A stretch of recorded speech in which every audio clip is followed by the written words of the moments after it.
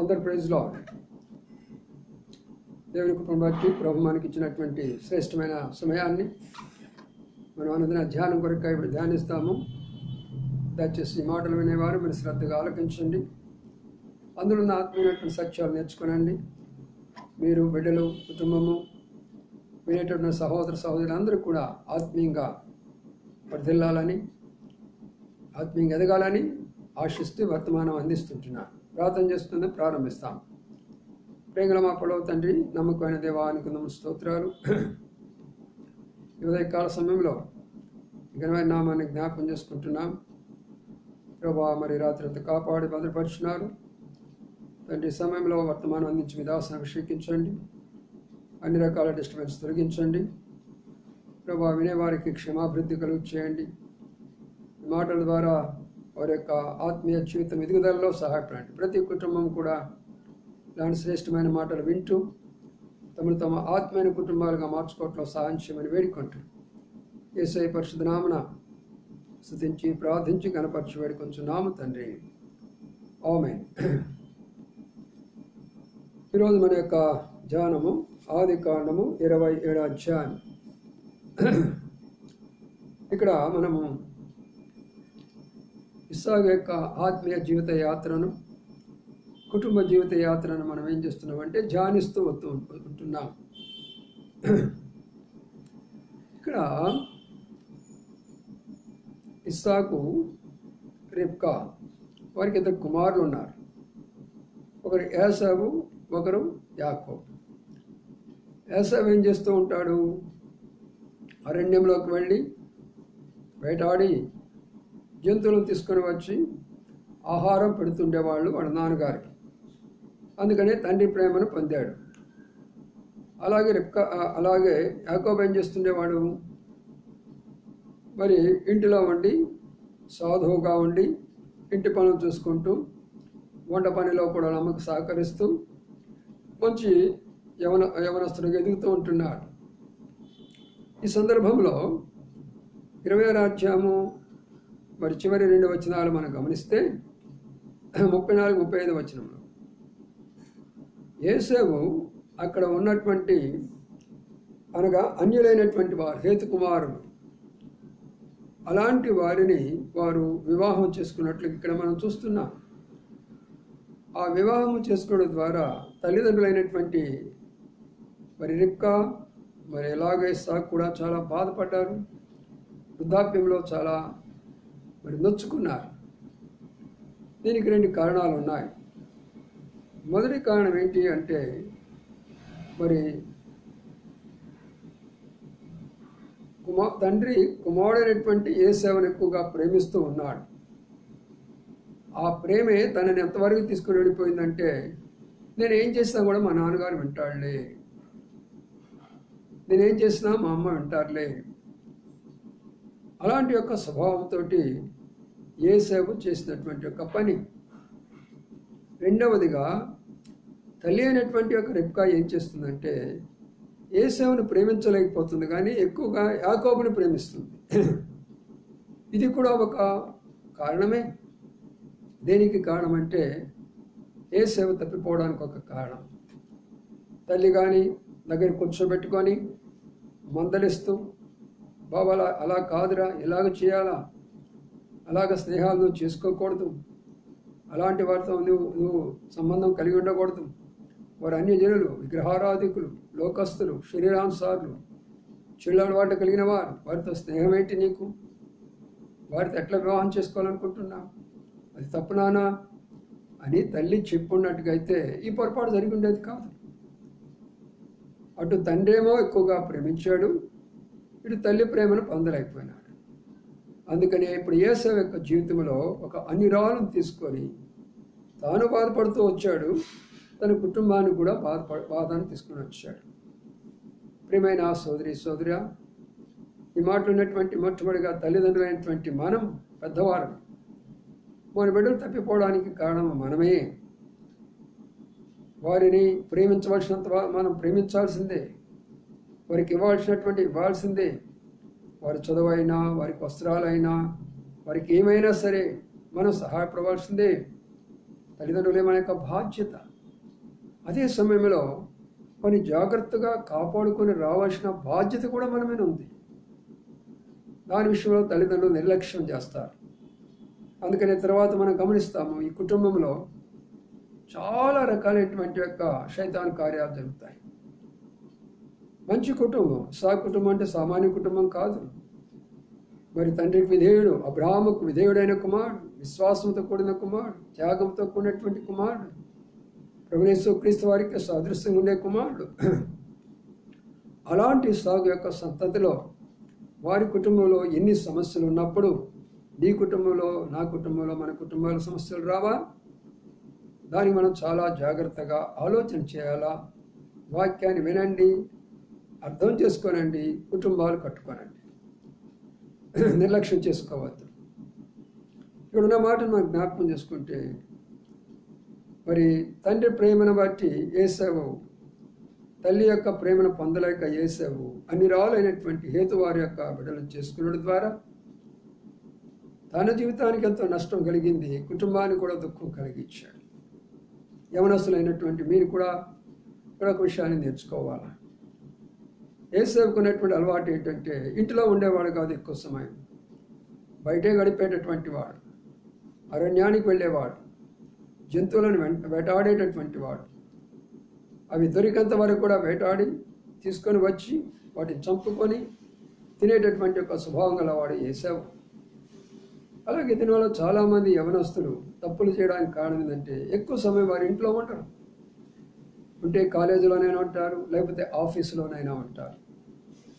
ఇక్కడ ఏశావు యొక్క జీవితాన్ని గురించి ఏంటంటే, తను చేసే పనే తనను తప్పిస్తూ ఉంటున్నది. తను ఉన్నటువంటి యొక్క పరిసర ప్రాంతాలు, తన యొక్క ఉనికి, తన యొక్క స్నేహాలు, తన యొక్క మరి అక్కడ ఉన్నటువంటి యొక్క వాతావరణం అంతా కూడా తన జీవితాన్ని మార్చివేస్తున్నది. ఎవరి బిడ్డలారా, చాలా జాగ్రత్తగా ఈ మాటలు మీరు ఆలకించండి. చాలాసార్లు మీరు పొరపాటు చేయడానికి కారణం ఏంటంటే, మీ స్నేహాలే, మీరు వెళ్ళే స్థలాలే, మీరు చేస్తున్నటువంటి యొక్క సహవాసమే. అలాంటిది ఇప్పుడు ఏశావులో మనం చూస్తున్నాం. తను వేటాడుతాడు, అప్పుడేమో జంతువులను వేటాడుతున్నాడు, ఇప్పుడు అమ్మాయిలను వేటాడుతున్నాడు. ఏ అమ్మాయిలు వేటాడాడు? దేవుని నమ్ముకున్న బిడ్డలనా? కాదే, దేవుని నమ్ముకోనటువంటి వాళ్ళని వేటాడుతున్నాడు. ఎవరు వాళ్ళు? హేతు కుమార్తెలు. కుమారుతో సహవాసమా? కుమార్తెల వివాహమా? ఎంత బాధకరమైన విషయము. దానికి తల్లిదండ్రుల యొక్క బాధ్యత, యేసవి యొక్క సహవాసం. అందుకనే ఆ పరిస్థితిని బట్టి ఆ కుటుంబంలో ఏమొచ్చిందంటే అసమాధానం వచ్చింది. తల్లిదండ్రులకు బాధ కలిగించారు. వృద్ధాప్యంలో ఉన్నారు తల్లిదండ్రులు. అప్పుడు ఏశావుకు 40 సంవత్సరాల వయసు, అదే ఇస్సాకు కూడా 40 సంవత్సరాల వయసు. అయితే ఎలాంటి అమ్మాయిని చేసుకున్నాడు? తన భార్య ఎలాంటిది అంటే, చాలా చక్కనైనటువంటిది, అందమైనటువంటిది, ఆత్మీయమైనటువంటిది, పరిశుద్ధమైనటువంటిది, భక్తిపరురాలను చేసుకున్నాడు ఇస్సాకు. అది ఇస్సాకు కుమారుడు ఎవరిని చేసుకుంటున్నాడు? లోకస్తురాలను, అన్యురాలను, విగ్రహారాధికులు, ప్రభుని ఎరిగినటువంటి వారిని. ఏమిటి విచిత్రం? అందుకని జాగ్రత్తగా ఉండండి, తల్లిదండ్రులైనా బిడ్డలైనా సరే. మరి మేము తల్లిదండ్రులు చాలాసార్లు మేము విశ్వాసులములే, మాకు బైబిల్ తెలుసులే, మేము మందిరానికి వెళతాములే, మాకు అన్నీ తెలుసులేని పొరపాట్లు చేస్తున్నారు సుమా. అందుకనే బిడ్డలు తప్పిపోయే పరిస్థితులు ఉన్నాయి, తప్పిపోతున్నారు కూడా. తర్వాత ఎన్నోసార్లు వాడు నాకు ఫోన్ చేస్తున్నారు, మరి అన్నయ్య నా కుమారుడు ఇంత ఆత్మీయంగా పెంచుకున్నాను, నా కుమార్తెని ఇంత ఆత్మీయంగా పెంచుకున్నాను, మరి వివాహాలు అయిపోయినాయి కానీ ఈనాడు వాళ్ళని చూడడానికి అవకాశం లేదు. వారిని బట్టి రోజు దుఃఖపడిపోతున్నాం. మేము ప్రార్థన చేయండి మా కొరకై, బాధపడుతున్నాం వారి కొరకై. ప్రియమైన సోదరుడా, మాట వింటున్నాం, మీరు జాగ్రత్తగా ఆలోచించండి. తండ్రి చేయవలసిన పని ఏంటంటే, ఏశావును ఎలాగా ప్రేమించాడో అలాగే యాకోబును కూడా ప్రేమించాలి. తల్లి చేసిన పొరపాటు ఏంటంటే, యాకోబును ఎలాగా ప్రేమించిందో ఏశావును కూడా అలాగే ప్రేమించాలి. ఇక్కడ భార్యాభర్తలకు సరైన సఖ్యత లేదు. ఇక్కడ ఈ యొక్క కుటుంబంలో పార్షాలిటీ కనబడుతుంది, అనగా పక్షపాతం కనబడుతుంది. ఎక్కడ ఏ కుటుంబంలో పక్షపాతం ఉంటుందో ఆ కుటుంబంలో నెమ్మది ఉండదు, సమాధానం ఉండదు. శైతాను కుటుంబాలు ఎక్కువగా పనిచేస్తుంది. కానీ మాట జ్ఞాపకం చేసుకోండి, మీరు భార్యాభర్తలు ఇద్దరు కూడా సఖ్యత కలిగి ఉండండి. ఇద్దరు ఒకే ప్రేమ చూపించండి. ముందు మీ ఇద్దరిలో ఐక్యత అవసరం, తర్వాత మీలో ప్రేమ అవసరం, తర్వాత మీలో సమాధానం అవసరం. వారికి మాదిరికరమైన జీవితము తల్లిదండ్రులుగా మనం ఉన్నప్పుడు మన బిడ్డలు కూడా మాదిరికరంగా ఉంటారు. 40 సంవత్సరాల వయసు ఉంది ఇక్కడ. 40 సంవత్సరాలకు ఓపిక పట్టాడు. అందుకనే ఇప్పుడు ఏం జరుగుతుంది, ఇక ఓపిక పట్టలేకపోయినాడు. వీళ్ళు నాకు వివాహం చేయటం లేదులే, నా వయసు దాటిపోతుందిలే అని తన సొంత నిర్ణయం తీసుకోవడానికి కారణమైపోయింది ఇక్కడ. తల్లిదండ్రుల మనం కూడా ఈ విషయంలో చాలా సార్లు పొరపాటు చేస్తున్నాం. బైబిల్ కూడా చెప్తుంది యుక్త వయస్సులో వారికి వివాహం చేయమని, యవన కాలంలో వాళ్ళకి వివాహం చేయమని. కానీ తల్లిదండ్రులుగా మనం చాలా పొరపాట్లు చేస్తున్నాం. చదువుకుంటున్నారులే, ఉద్యోగాలు చేసుకుంటున్నారులే, ఇతర దేశాల్లో ఉంటున్నారులే, ఇంకా డబ్బు సంపాదించిన తర్వాత బాగా సెటిల్ అయిపోయిన తర్వాత అప్పుడు మనం వివాహం చేద్దామని అనుకుంటున్నాం. ఆ పొరపాటులన్నీ కూడా బిడ్డల మీద తర్వాత మీరు కూడా భరించుకోవాలి. చాలా మంచి పాఠం ఇక్కడ. ఆ సందర్భం అయిన తర్వాత ఇప్పుడు వస్తుంటున్నాం 27 అధ్యాయంలోకి వస్తే 1వ వచనం అంటున్నాడు, ఇస్సాకు వృద్ధుడైపోయినాడు, కనుదృష్టి మందగిలిపోయింది. మరి దాదాపుగా ఎప్పుడు చనిపోతాడో ఆయనకి తెలియనటువంటి పరిస్థితి వచ్చింది. ఆ సమయంలో పెద్ద కుమారుడు పిలిచాడు. పిలిచి, ఏసేవు ఇలా రా నాయనా. ఏంటి నాన్నగారు, నేను వృద్ధుడైపోయినాను రా, నాకు అనుదృష్టి కనబడటం లేదు, నేను మనుషులు గుర్తుపట్టలేకపోతున్నాను. నీకైతే ఏదో వివాహం అయితే చేసుకున్నావు, సరే నీకు రావాల్సినటువంటి భాగం నేను ఇవ్వాలి కదా, నీకు రావాల్సినటువంటి దీవెన నేను ఇవ్వాలి కదా, నీకు రావాల్సినటువంటి యొక్క ఆస్తి నేను ఇవ్వాలి కదా, నీకు రావాల్సినటువంటి ఆశీర్వాదం నేను ఇవ్వాలి కదా.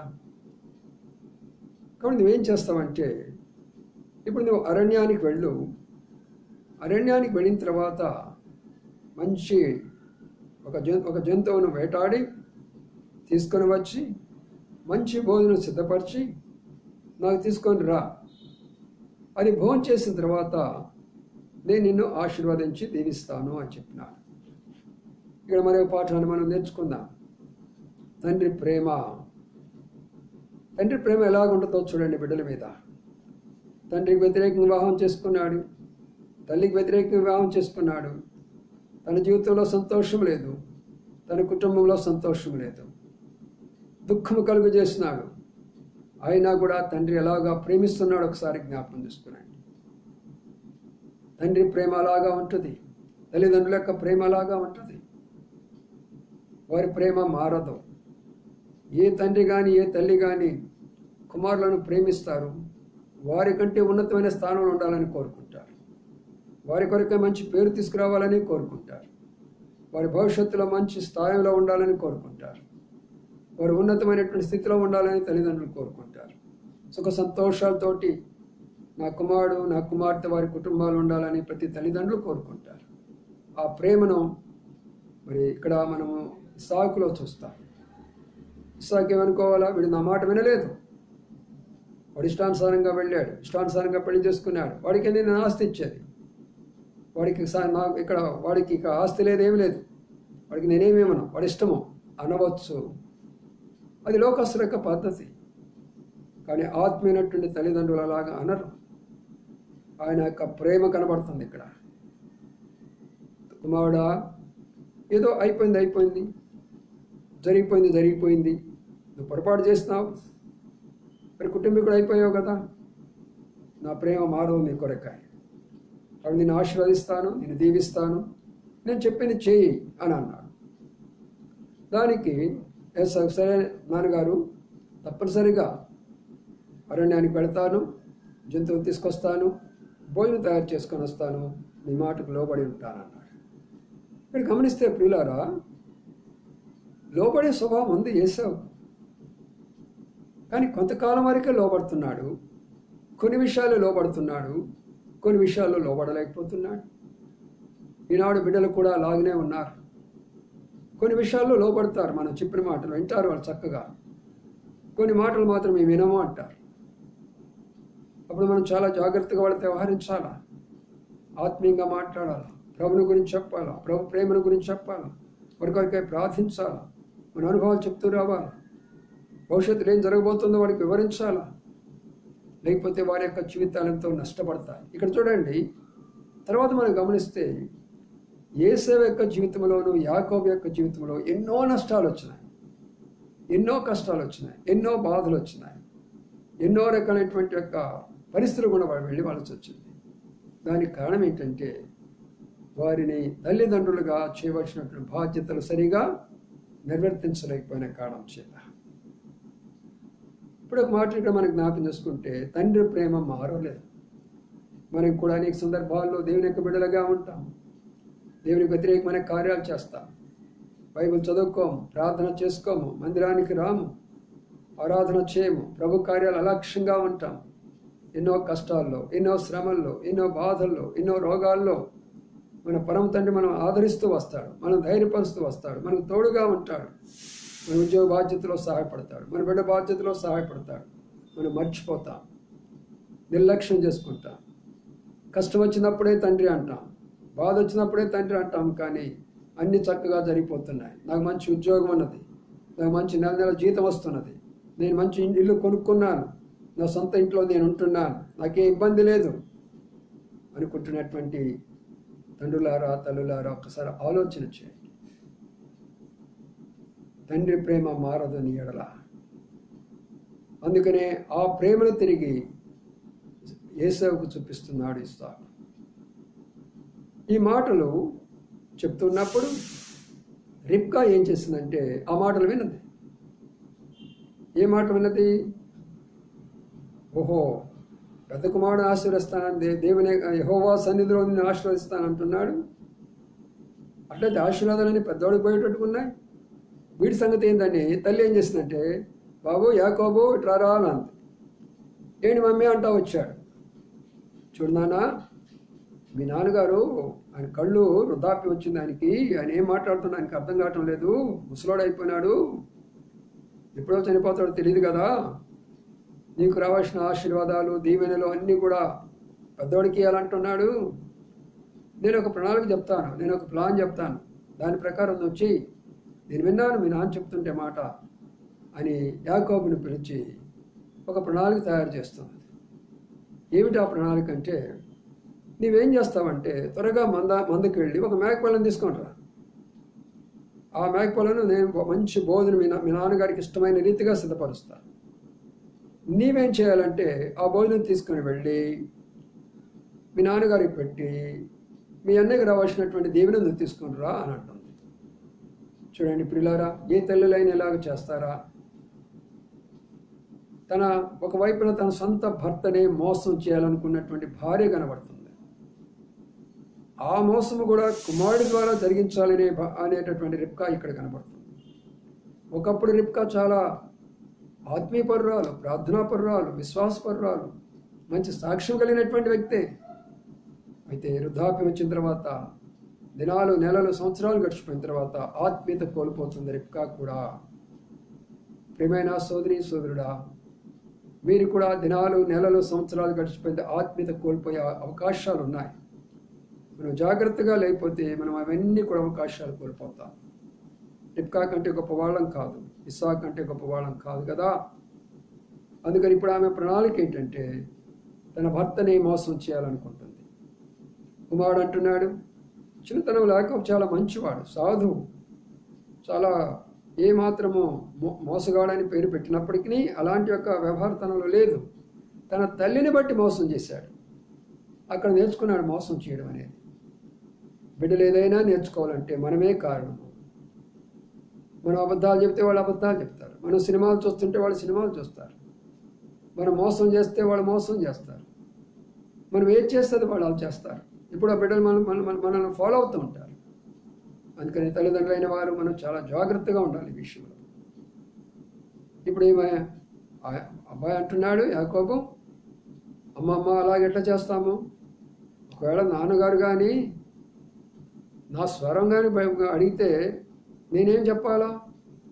నా యొక్క శరీరాన్ని కానీ ముట్టుకుంటే నేనేం చెప్పాలా? అన్నయ్య శరీరం అంతా ఎంట్రుకలు ఉంటాయి, నా శరీరం ఏమో నున్నగా ఉంటుంది. అప్పుడు నేను కానీ ఆయన్ని మోసం చేసినవాడుగా కనబడితే నాకు ఆశీర్వాదం కాదు కదా, శాపం వస్తుందమ్మా. నేను చేయలేను తల్లి ఈ పని, నేను చేయను ఇలాంటి పని. చిన్నపిల్లోడైనా యవనస్తుడైనా యాకోబు ఇక్కడ నిజానికి నిలబడుతున్నాడు.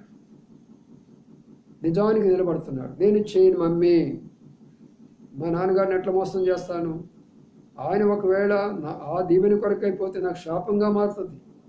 నా స్వరమానికి తెలుసు, నా యొక్క శరీరాన్ని పట్టుకుంటాడు. ఒకవేళ ఆయన కళ్ళు కనబడలేదు అనుకో, వృద్ధాప్యాన్ని బట్టి నేను తడివి చూసినప్పుడు నేను ఏం చెప్పాలి జవాబు?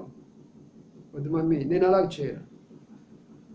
తల్లి అంటుంది ఇక్కడ 27 అధ్యాయం నుంచి 1 వచనాల నుంచి 10 వచనాలు మనం గమనిస్తే, తల్లి అంటుంది, అయ్యా ఆ శాపం నా మీదకి రాని, ఆ శాపము నా మీదకి రాని. ఆది కాండము 27 అధ్యాయంలో 1-5 వచనాలు ఏసేవు మరి ఇస్సాకు జరిగిన సంభాషణ ఉంటుంది. ఆ తర్వాత అక్కడ నుంచి 10-15 వచనాల దాకా మరి రిబ్కాకు మరి యాకోబు వాళ్ళ నాన్నగారు జరిగిన సంభాషణ విషయాలు ఇక్కడ రాయబడి ఉన్నాయి. ఆ శాపం నా మీద పెట్టుకుంటా, కాబట్టి నేను నీకు చేస్తాను, నువ్వు నీకు చెప్పింది మాత్రం నువ్వు చెయ్యి, నీ ఒంటిని కూడా నేను మార్చివేసేస్తాను, అన్నిటి నేను ఉన్నాను కదా, నువ్వు భయపడొద్దు అని తల్లి ఏం చేస్తుందంటే బలవంతంగా యాకోబు చేత పని చెప్పించింది. ప్రియమైన సోదరులారా, స్త్రీలారా, బలవంతంగా మీ బిడ్డలను చేయడానికి కార్యాలు చెప్పించడానికి కొరకై మీరు పోరాడుతున్నారా? దేనికి ఆశపడుతున్నారు? మీరు ఆత్మైన విషయాలేనవి, శరీర సంబంధంగా పోరాడుతున్నారా? అందుకనే విషయాన్ని జ్ఞాపకం చేసుకున్నటువంటి మీరు అందరికీ కూడా రిబ్కాను గురించి మనం నేర్చుకోవాల్సిన పాఠం ఏంటంటే, తన భర్తను మోసం చేస్తున్నది కుమారుని ద్వారా. తనకు కుమారునికి వేరే ప్రణాళిక పెట్టి శరీరాని విధానములో అనేకమైన మాటలు చెప్పి మోసం నేర్పిస్తున్నది. తర్వాత వేషం మారుస్తున్నది. తర్వాత ఇంకా అనేకమైన కార్యాలు చేస్తున్నది. ఇలాగ చేయొచ్చా? ఒకసారి ఆలోచన చేసుకోండి. ఒకవేళ భౌతికమైనటువంటి దీవెనలు పొందొచ్చు. యాకోబు భౌతికమైన దీవెనలు పొందాడే కానీ తన జీవితంలో ఎంత కష్టపడ్డాడు. 21 సంవత్సరములు ఎంత దాసత్వం చేయాల్సి వచ్చింది, ఎంతమందితో పోరాడాల్సి వచ్చింది, జీవితకాలం అంతా భయాందోళనతో జీవించాల్సి వచ్చింది, ఒంటరి జీవితం జీవించాల్సి వచ్చేసింది. తల్లి చేసినటువంటి పొరపాటును బట్టి ఎన్ని రకాలైనటువంటి పరిస్థితి కూడా వెళ్ళాడు కుమారుడు. ఎవరి బిడ్డలారా, మీరు కూడా జాగ్రత్త. ఆత్మీయంగా మీ తల్లిలో తండ్రులు సలహాలు ఇచ్చినప్పుడు పాటించండి. శరీర సంబంధమైనగా అనగా వాక్యానుసారముగా కాకుండా అనేకమైనటువంటి విషయాలు, ఏదో బంధుత్వాన్ని బట్టో, కులాన్ని బట్టో, లేక ఒక ఆస్తుని బట్టో, లేక ఇంకో డబ్బును బట్టో, కట్నాలను బట్టో, దేన్ని బట్టో కానీ వారు కానీ చేస్తే సరైన విషయం కాదు. మీరు జాగ్రత్తగా ఉండాలి ఈ విషయంలో. అందుకనే ఇక్కడ రిబ్కా యొక్క పొరపాటు ఆ కుటుంబానికి నష్టము, బిడ్డలకు కూడా నష్టమైపోయింది. ఆ తర్వాత యాకోబు వస్తాడు, దీవెన పొందుతాడు. ఆ తర్వాత ఏసావు వస్తాడు, కళ్ళముడి నీళ్లు పెట్టుకుంటాడు. ప్రభుచితమైతే మరి దినాన వాటిని మనం ధ్యానించుకుందాం. ఈ మాట విన్న మీరు అందరూ కూడా శ్రద్ధగా మీరు మీ కుటుంబాలు చక్కగా కట్టుకోనండి. మరి తల్లిదండ్రులుగా మీ బాధ్యతలు బిడ్డలుగా వారికి నేర్పించి కుటుంబాలు సంతోషం ఉండాలని కోరుకుంటూ ప్రార్థిస్తున్నాను. ప్రేమల మా పడవ తండ్రి, నమ్మకమైన దేవానికి స్తోత్రాలు. ఉదయకాల ధ్యానంలో మీరు చక్కగా మాట్లాడుతూ వచ్చారు. మా కుటుంబాలు ఎలా కట్టుకోవాలో, మా బిడ్డలను ఎలాగా మేము పెంచుకోవాలో ప్రభావ మీరు మాట్లాడారు. వర్తమానంలో ఉన్నటువంటి ప్రతి ఒక్క తల్లితోనూ, సహోదరితోనూ, స్త్రీతోనూ మీరు మాట్లాడుతారండి. ప్రతి తండ్రితోనూ, పురుషులతోనూ మీరు మాట్లాడుతారండి. ప్రతి యవనస్తులతోనూ, యవనస్తురాలతో మీరు మాట్లాడుతూ వీటి ద్వారా వాళ్ళు ఎంతో ఆత్మీయంగా అభివృద్ధిలోకి తీసుకురమ్మని ప్రార్థన చేస్తూ విధాల స్థలకు అప్పచెప్పుకుంటూ వందనాలు చెల్లించుకుంటూ ప్రభావ మిగతా విషయాన్ని ధ్యానించే కృప మీద ఆశీర్వదించమని వేడుకుంటూ యేసయ్య పరిశుద్ధ నామమున స్తుతించి ప్రార్థించి కనపరచి పెట్టుకుంటున్నాము తండ్రి. ఆమేన్. ప్రవచితమైతే మిగతా భాగాన్ని మరియు దినాన్ని మనము ధ్యానించుకుందాం.